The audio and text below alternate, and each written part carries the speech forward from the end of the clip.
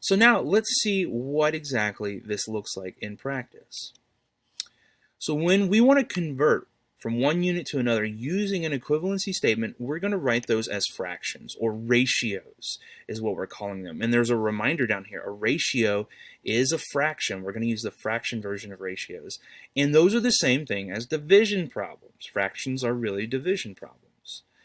And so here's an equivalent statement. 1 hour equals 60 minutes. And we're going to create these ratios, these fractions, to help us do the math, to convert and cancel units.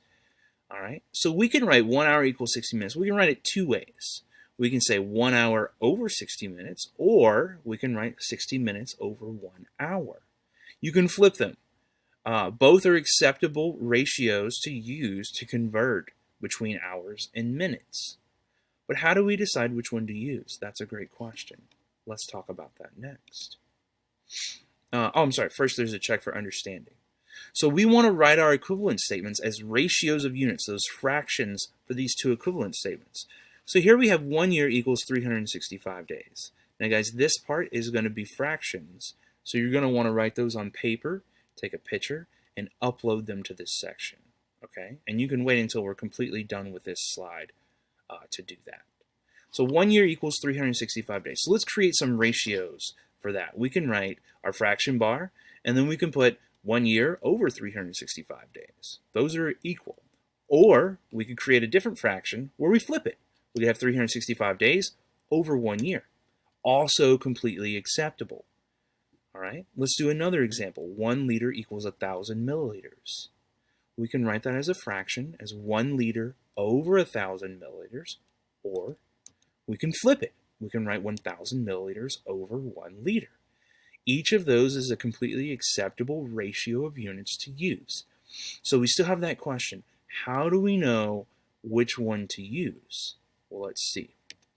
We're going to follow some steps here, right? So the way we choose the ratio to use is we want to get the same unit on the opposite side of the fraction bar that will allow us to cancel each other out. So to cancel the unit we're given. And let's see what that looks like in practice. So this first example here, and again, a spot where you're going to want to write on paper and then upload your pictures when the slide is done, so that it's in your digital notebook for you. 5 years to days, right? We want to convert that. So we're going to start by writing down the unit and number that they give us, that combo, 5 years in days. And we're going to multiply by a fraction. Right? So we're going to hit times and a line. So we're going to write times and a line every time we do this. After you write down your first number and unit, you write times and a line. Now we've got to figure out what units to put where. So what we're going to do, since years are right here, we know that we want to put years on bottom so that it will cancel out on the opposite side of the fraction so that it cancels out. So year goes on bottom, and that means the only place for days is up top. And now we need some numbers to put in there. So we go to our equivalent statement, and we know that 1 year equals 365 days. So we write 1 year and 365 days.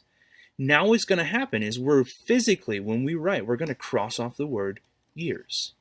Only the words, only the units are going to cross off. And then when we would go to solve this, we would do 5 times the fraction 365 divided by 1. All right, let's see another example. 2,000 milliliters to liters. So here's where we're going to start off by writing down the unit and number combination that they give us. So we start by writing 2,000 milliliters. And once we get there, we're going to write times in a line. Every time. Miss Ullrey and I are going to say it a whole bunch. Times in a line. Make sure you write that down and get used to that step. Now, because we have milliliters right here, we know that needs to go on bottom. And we're going to change those milliliters to liters, so liters goes on top. Now we need some numbers, so that's where we look at our equivalency statements. We can see here that 1 liter equals 1,000 milliliters. So that's how we put our numbers in there. And then when we would go to solve this, first we would cancel out milliliters because they're on opposite sides of the fraction. The same thing on opposite sides always cancels. And now we would do 2,000 times the fraction 1 over 1,000. Or we could do 2,000 divided by 1,000. Either one of those would get us to the right answer. Okay, guys, make sure you take a picture of these and upload them and put them in this spot in your digital notebook. All right, thanks.